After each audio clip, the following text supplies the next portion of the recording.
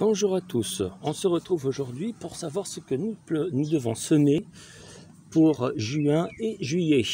Alors, je vais commencer par les graines que j'ai. Alors, ça c'est du chou d'hiver. Donc ça, vous pouvez le planter en... Alors, je suis le 23-24 juin, donc je peux commencer à planter maintenant jusqu'à peu près jusqu'au 15 juillet, on va dire. Donc vous avez à peu près 20 jours pour planter tout ça. Donc le chou d'hiver, donc vous avez un chou, je crois que ça s'appelle juste chou d'hiver. Vous avez le chou de Bruxelles. Chou de Bruxelles, ça c'est mes graines, hein, comme d'habitude. Vous avez les navets, c'est les navets noirs, je crois. Donc moi pareil, hein, c'est mes graines que j'ai aussi. Et après vous avez donc vous avez les radis violets, donc ceux-là, les radis violets de Gournay par exemple. Vous avez les navets boules d'or, si jamais vous voulez aussi, hein, c'est toujours sur ce site-là. Après vous avez le fenouil, vous avez le poireau à gros long de midi. Et enfin vous avez donc les radis noirs, voilà, celle-là que j'ai aussi en graines. Mais il faut savoir que c'est pourquoi je vais planter cela, pourquoi j'ai commandé cela et je replante les mêmes aussi chez moi. Tout simplement parce qu'il faut avoir une variété qui n'est pas des mêmes graines de chaque année. Par exemple, imaginons que je plante que cela. Le problème, c'est que ça, c'est de la même famille. Et ça va faire comme si, vous savez, c'est comme si vous allez vous accoupler entre cousin et cousine. Ça risque de faire des graines dégénérées. C'est pour ça, par exemple, cela c'est de 2021. Donc du coup, je vais mettre des graines de 2021 avec des graines...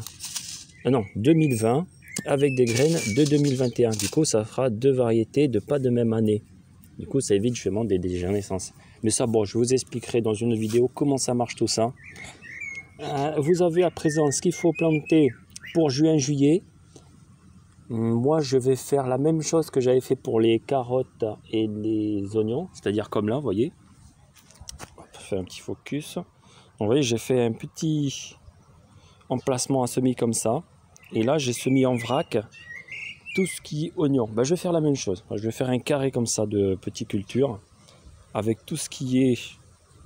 par exemple, là, je vais faire un de navet. Je vais en refaire un là-bas de radis, etc. Donc voilà, vous avez qu'à faire aussi la même chose. Vous voyez, c'est très simple. Si vous ne savez pas comment on fait ça, vous n'avez pas regardé les vidéos précédentes, vous pouvez regarder comment j'ai fait avec les carottes. Et en gros, il faut travailler un petit peu la terre, au cas où si vous n'avez pas regardé cette vidéo.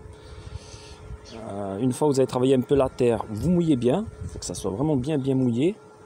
Vous attendez 2 jours, de façon à ce que la terre elle sèche un peu. De là, vous prenez une espèce de petit râteau. Dessus, vous égalisez un peu pour rendre la terre un peu plate. Vous retirez en même temps les gros morceaux de cailloux, etc. Et de là, vous prenez un peu de terreau. Si vous n'en avez pas, malheureusement, il faut en acheter, pas le choix. Vous tapissez légèrement un voile, on va dire, de 2-3 cm de terreau. Vous prenez une grosse planche, par exemple vous avez du plancher, etc. Vous mettez une plaque de plancher dessus ou de l'OSB ou un truc comme ça. Vous montez dessus pour bien aplatir, de façon à vraiment que ça soit bien aplati. Il ne faut pas que la terre elle soit floue, vraiment que ça soit bien aplati. Vous semez vos graines par-dessus comme ça, donc, et après vous remettez un petit peu de terreau par-dessus et vous remettez le plancher par-dessus et vous remarchez dessus pour bien aplatir. De là, vous prenez un genre de pistolet pour arrosage et vous arrosez comme ça avec votre pistolet à arrosage. Et voilà, c'est fait, vous pouvez laisser comme ça. Si jamais vous voulez vraiment que ça soit au top, vous pouvez prendre à la rigueur un petit linge, un drap ou un truc comme ça. Vous recouvrez le drap par-dessus, vous re-arrosez par-dessus et comme ça, ça évitera que la terre elle sèche trop. Et ça va garder une bonne température.